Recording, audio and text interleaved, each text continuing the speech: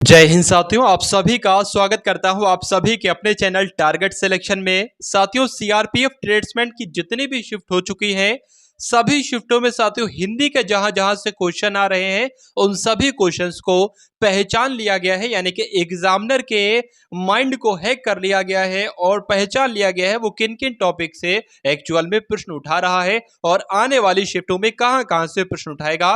वही प्रश्न साथियों डिक्टो यहां पर आपको दिखाने जा रहा हूं।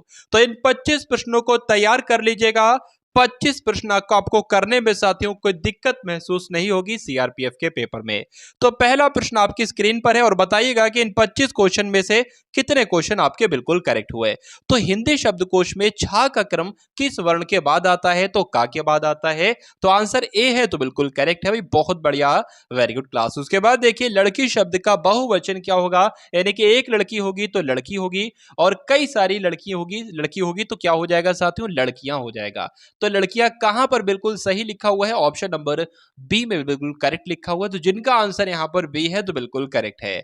उसके बाद देखिए राम नई पुस्तक लाए, इस वाक्य में राम क्या है? तो साथियों यहां पर राम क्या है ये आपसे पूछा जा रहा है, व्यक्तिवाचक संज्ञा है राम। अब मोहन होता या कोई सुरेश होता, कमलेश होता, किसी का भी नाम है वाक्य में आ रहा है तो वो हमेशा व्यक्तिवाचक संज्ञा होगी। उसके बाद देखिए साथियों कि निम्नलिखित शब्दों में से कौन सा शब्द विशेषण है? तो इसमें से पूछा जा रहा है साथियों कौन सा शब्द विशेषण है? तो जो क्रोधी शब्द है ना, क्रोधी, यही तो विशेषण है। तो अगर आपका आंसर यहां पर ऑप्शन नंबर ए था तो बिल्कुल करेक्ट था। उसके बाद देखिए दो समानार्थी शब्दों की पुनरुक्ति के बीच में किस विराम चिन्ह का प्रयोग होता है? मान लीजिए मैंने दो शब्द ऐसे लिखे जो पुनरुक्ति हैं। मान लीजिए साथियों मैंने यहां पर क्या लिखा? मैंने यहां पर धीरे धीरे लिखा। तो इन दोनों धीरे धीरे के बीच में कौन सा चिन्ह लगेगा? एक योजक चिन्ह लगेगा। इसलिए आंसर की अगर बात करें तो ऑप्शन नंबर सी आपका राइट आंसर हो जाएगा। तो जिनका आंसर सी है तो बिल्कुल करेक्ट है। साथियों यहां पर 25 में से 12 से 13 या 14 प्रश्न आप लोग अगर बिल्कुल करेक्ट कर देते हो तो आपकी हिंदी अच्छी मानी जाएगी। उसके बाद देखिए छठवें नंबर का प्रश्न है कि हिंदी के शब्दों का लिंग निर्धारण किसके आधार पर होता है? तो साथियों किसके आधार पर होता है? क्रिया के आधार पर होता है। इसलिए आंसर आपका ऑप्शन नंबर सी हो जाता है। उसके बाद देखिए कि दो समानार्थी शब्दों की पुनरुक्ति के बीच में किस विराम चिन्ह का प्रयोग होता है? तो अभी मैंने इसको बताया था, योजक चिन्ह का प्रयोग होता है। उसके बाद देखिए हिंदी वर्णमाला में साथियों ऊष्म व्यंजन जो होते हैं वो कौन से ऊष्म व्यंजन कहलाए जाते हैं? तो जो ऑप्शन नंबर ए में है साथियों ऊष्म व्यंजन श, श, स, ह, ये साथियों ऊष्म व्यंजन कहलाए जाते हैं। इसलिए आंसर आपका ऑप्शन नंबर ए हो जाता है। अब उसके बाद देखिए अगला प्रश्न है जो किसी के उपकार को याद करता हो या जो किसी के उपकार को मानता हो या जो किसी के एहसान को मानता हो उसको क्या कहा जाएगा? उसको कृतज्ञ कहा जाएगा। यानी कि जो किसी के एहसान को मानता हो उसको कृतज्ञ और जो किसी के एहसान को, उपकार को नहीं मानता हो उसको कृतज्ञ कहा जाएगा। इस प्रकार कृतज्ञ का उल्टा कृतज्ञ होता है, यह बात भी आपसे पूछी जा सकती है। उसके बाद देखिए गिरीश के लिए सही संधि विच्छेद साथियों क्या हो सकता है? तो गिरिधन ईश कहां पर लिखा हुआ है? तो गिरिधन ईश तो ऑप्शन नंबर बी में लिखा हुआ है। इसलिए आंसर आपका ऑप्शन नंबर बी हो जाता है। उसके बाद देखिए इसमें से आपसे पूछा जा रहा है कि शुद्ध शब्द कौन सा है, बताइए। चार शब्द आपके सामने लिखे हैं, वाल्मीकि भी गलत है, याज्ञवल्क्य भी गलत है, औद्योगिकरण होना चाहिए ये भी गलत है, मुमूर्षु यहां पर बिल्कुल करेक्ट लिखा है। इसलिए आंसर आपका ऑप्शन नंबर बी है। उसके बाद देखिए साथियों अगले नंबर का प्रश्न कि व्यक्ति हो, वस्तु हो, स्थान हो, इसके नाम को क्या कहेंगे? तो आप सभी लोगों ने पहले क्लास से पढ़ा होगा कि व्यक्ति, वस्तु, स्थान के नाम को संज्ञा कहा जाता है और जो साथियों संज्ञा की जगह पर आता है उनको सर्वनाम कहा जाता है। तो यहां पर आपका आंसर जो जाएगा साथियों वो ऑप्शन नंबर किसके साथ जाएगा? ऑप्शन नंबर डी के साथ जाएगा। ठीक है साथियों, चलिए उसके बाद देखेंगे अगले नंबर का प्रश्न आपकी स्क्रीन पर कि निम्नलिखित में से तत्सम की दृष्टि से शुद्ध शब्द आपको बताना है कौन सा है, बताइए भाई। चलिए तो देखिए अगर बात करें रस्सी भी तद्भव है, सरसों भी तद्भव है, रैन भी है, लेकिन शाटिका जो लिखा हुआ है ये एक तत्सम शब्द है। इसलिए आंसर अगर आपका है ऑप्शन नंबर ए तो बिल्कुल करेक्ट है। उसके बाद देखिए कि निंदा का इसमें से सही विलोम क्या होगा, आपसे पूछा जा रहा है, बताइए। देखिए निंदा का मतलब होता है किसी की निंदा करना, यानी कि किसी की बुराई करना। तो स्तुति करने का मतलब क्या होता है? किसी की तारीफ करना। तो इस प्रकार निंदा का विलोम स्तुति और स्तुति का विलोम निंदा, ये परीक्षा में आपसे पूछा जाएगा।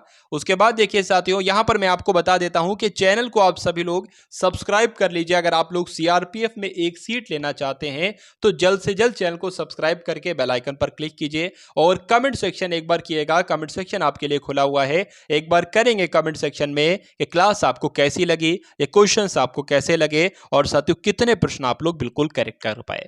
अगर 10 से ऊपर आपका स्कोर जा रहा है तभी कमेंट करिएगा, अगर उससे नीचे जा रहा है तो कमेंट आप लोग मत कीजिएगा, अपना टाइम पढ़ाई में लगाइएगा।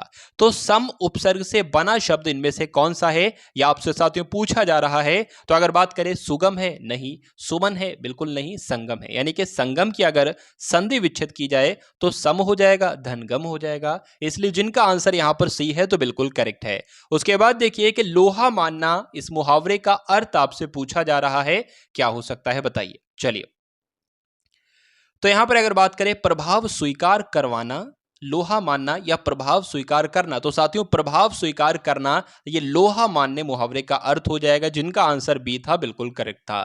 चौमासा में निम्न में से कौन सा समास है, यह आपसे पूछा जा रहा है। साथियों बताने की कोशिश करेंगे कि इस क्वेश्चन का राइट आंसर आपका क्या होगा। देखिए जहां पर भी चौमासा आ जाए, तिराहा आ जाए, चौराहा आ जाए, यानी कि कोई संख्या यहां पर मालूम पड़े तो हमेशा वो द्विगु समास के अंतर्गत आएगा। आंसर आपका ऑप्शन नंबर डी है।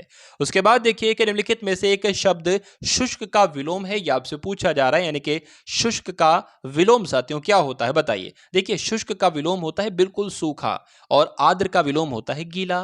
तो इसलिए आंसर आपका ऑप्शन नंबर बी है। अगर आप आंसर आपका भी ऑप्शन नंबर बी था तो बिल्कुल करेक्ट था।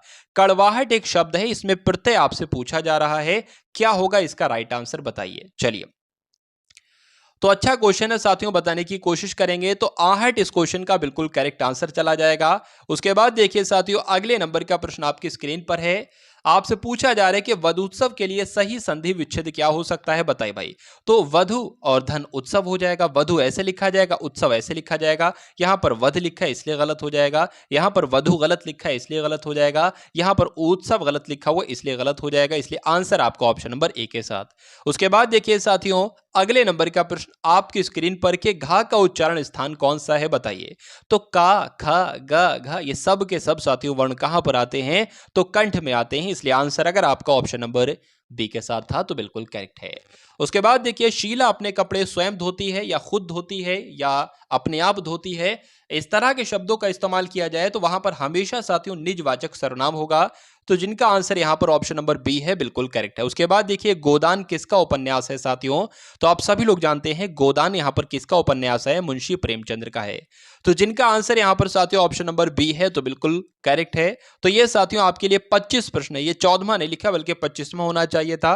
तो ये 25 प्रश्न मैंने आपको कराए। कितने प्रश्न आपने बिल्कुल करेक्ट किए, कमेंट सेक्शन आपका इंतजार कर रहा है। कमेंट कीजिए और क्वेश्चन बताइए कौन से क्वेश्चन में आपको दिक्कत लगी। चैनल को अगर सब्सक्राइब ना किया हो तो तुरंत चैनल को सब्सक्राइब कीजिए, क्योंकि एक सीट साथियों इस चैनल के माध्यम से आपको दिलाई जा सकती है। तो इस वीडियो को अगर हो सके तो एक बार ग्रुप्स में शेयर भी कर देंगे। जय हिंद साथियों।